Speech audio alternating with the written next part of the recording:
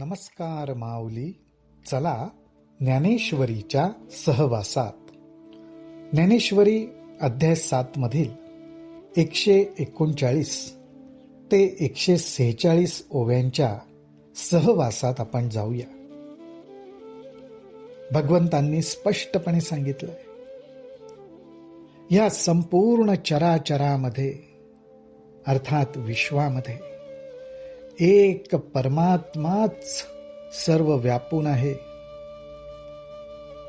असं ज्ञान, असा आत्मबोध, असा अनुभव ज्याला प्राप्त होतो तो महात्मा दुर्लभ आहे. आणि हा अनुभव सोडून जे इतर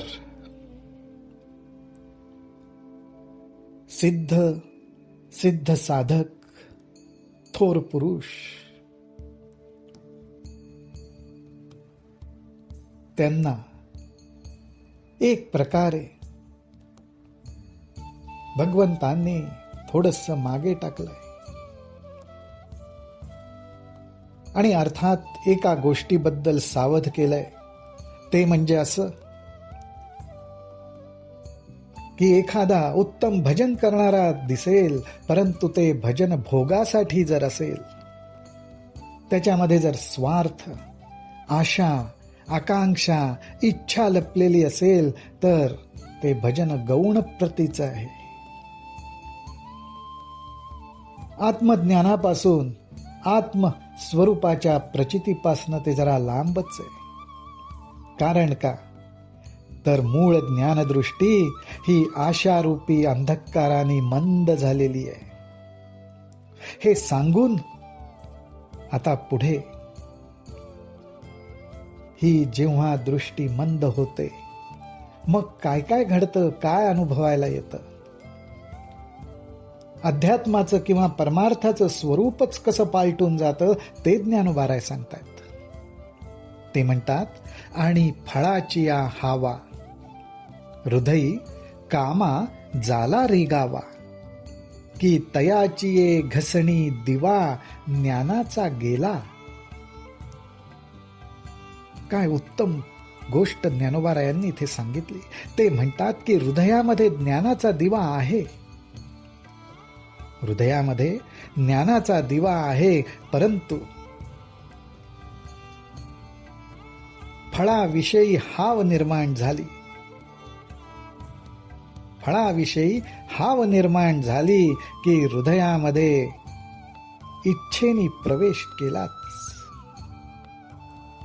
आणि ती इच्छा असा प्रवेश करते की जणू प्रवेश करताना जे एक प्रकारचं घर्षण होतं, जे एक प्रकारचं वारं सुटतं, त्या वाऱ्याच्या वेगामुळे ज्ञानाचा दिवा विझून जातो. अशी ही इच्छा हृदयामध्ये लगबगीने प्रवेश करते. ऐसे उभयता अंधारी पडले, म्हणून पासींची माते चुकले, मग सर्व भावे अनुसरले देवतांतरा. आणि अशा प्रकारे ज्ञानाचा दिवा विझल्यामुळे आत आणि बाहेर अज्ञान रूपी अंधारच पसरतो.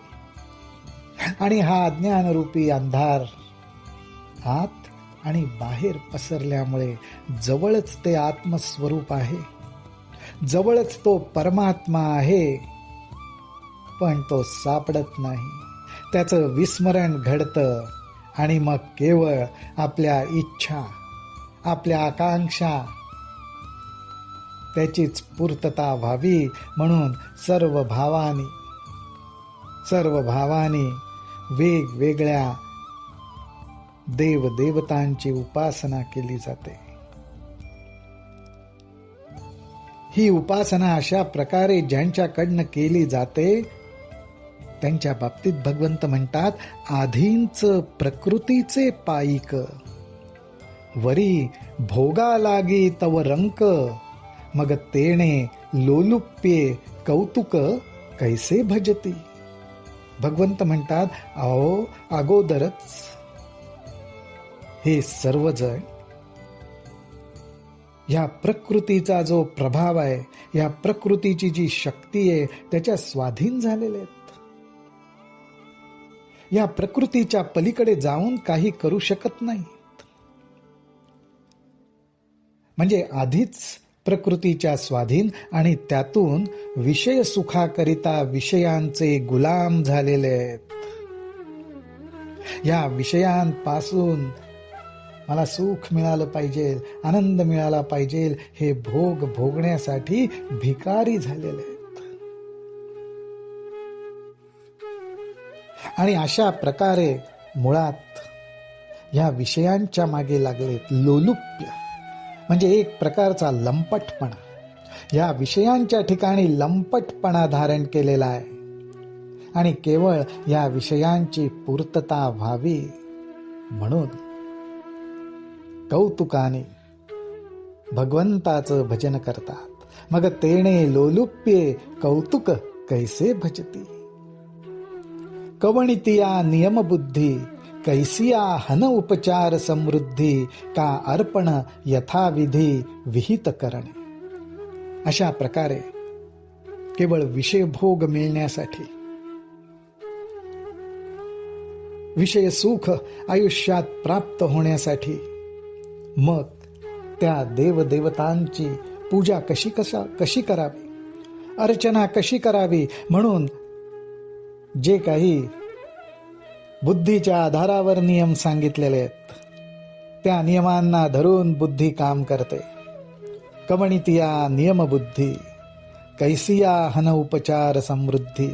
आणि त्या देवदेवतांना प्रसन्न करण्यासाठी वेगवेगळ्या ज्या उपचार पद्धती असतील त्याची सुद्धा सांगता करतात, त्याची सुद्धा जुळवाजुळव करतात. आणि ती संपूर्ण उपचार त्या भगवंताच्या चरणी त्याला खुश करण्यासाठी अर्पण करतात, त्याची सांगता करतात. का अर्पण यथाविधी विहित करणे. अशा प्रकारे केवळ स्वतःला सुख मिळावं म्हणून उल्हासाने भगवंताला खुश करत, सर्व नियमांचं पालन करत, सर्व उपचारांची जुळवाजुळव करत, सगळं काही यथाविधी त्या भगवंताला अर्पण करतात. पै जो जिये देवतांतरी. आता या ठिकाणी भगवंत फार महत्वाची गोष्ट सांगतात. ते म्हणतायत, पै जो जिये देवतांतरी भजा वयाची चाड करी तयाची ते चाड पुरी पुरविता मी. भगवंत म्हणतात की अरे हे देवदेवता दुसरे कोणी नाही, परंतु यातल्या ज्या देव किंवा देवतेची साधकाकडून निवड केली जाते आणि ती निवड झाल्यावर तो त्या देव किंवा देवतेचं भजन करायला लागतो. त्यांचं भजन करावी ही त्याच्या मनामध्ये इच्छा निर्माण होते. ती त्याची इच्छा पुरवणारा मी असतो हे भगवंत इथे सांगतायत. म्हणजे ती देव देवता भगवंत नाही, तर त्या देव देवतेच्या ठिकाणी भजन करण्याची आपल्या मनात उमटणारी जी इच्छा आहे ती सुद्धा त्या भगवंताच्या इच्छेमुळेच, त्या परमात्म्यामुळेच. कारण का? कारण भगवंत म्हणतात देवो देवी मीची पाही. अहो हे देव देवी दुसरे कोणी नाही, मीच आहे.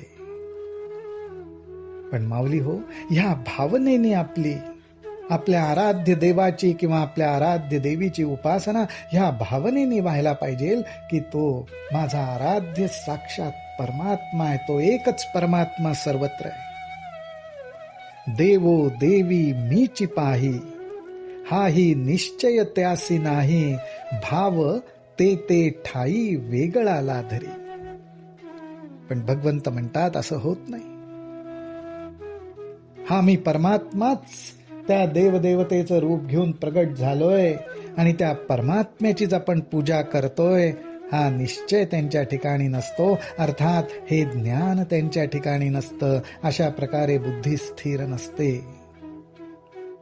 त्याच्या उलट देवदेवता वेगवेगळ्या आहेत. त्या देवदेवतेंच्या रूपाप्रमाणे, गुणवर्णनाप्रमाणे भाव ठेवून त्याप्रमाणे त्या देवदेवतांचं भजन केलं जातं. मग तिया श्रद्धायुक्त तेथींचे आराधन जे उचित, ते सिद्धीवरी समस्त वर्तो लागे. वेगवेगळे देव, वेगवेगळ्या देवता, त्यांच्या ठिकाणी वेगवेगळ्या प्रकारे भावना ठेवून भजन होत असलेलं बघायला मिळतं. जसा देव, जशी देवी, जशी देवता, त्याप्रमाणे श्रद्धेने आराधन केलं जातं. आणि ते आराधन कुठपर्यंत केलं जातं? जोपर्यंत ती साधना, उपासना सिद्ध होत नाही तोपर्यंत. ते सिद्धी वरी समस्त वर्तो लागे, तोपर्यंत ते वर्तन केलं जातं, ते भजन केलं जातं. ऐसे जेणे जे भाविजे, ऐसे जेणे जे भाविजे, ते फळ तेणे पाविजे, परी तेही सकळ निपजे मजची स्तव. हा स्पष्ट खुलासा भगवंतांनी इथे केलाय. भगवंत म्हणतात, अशा प्रकारे पूजन, अर्चन, उपचार पद्धती, भजन असं सगळं केलं जातं. आराधना केली जाते, उपासना केली जाते, आणि त्या आराधनेचं आणि उपासनेचं फळ सुद्धा साधकांना मिळतं. पण ते फळ मिळतं, आणि जे फळ मिळतं ते माझ्यामुळेच मिळतं. परी तेही सकळ निपजे मजची स्तव.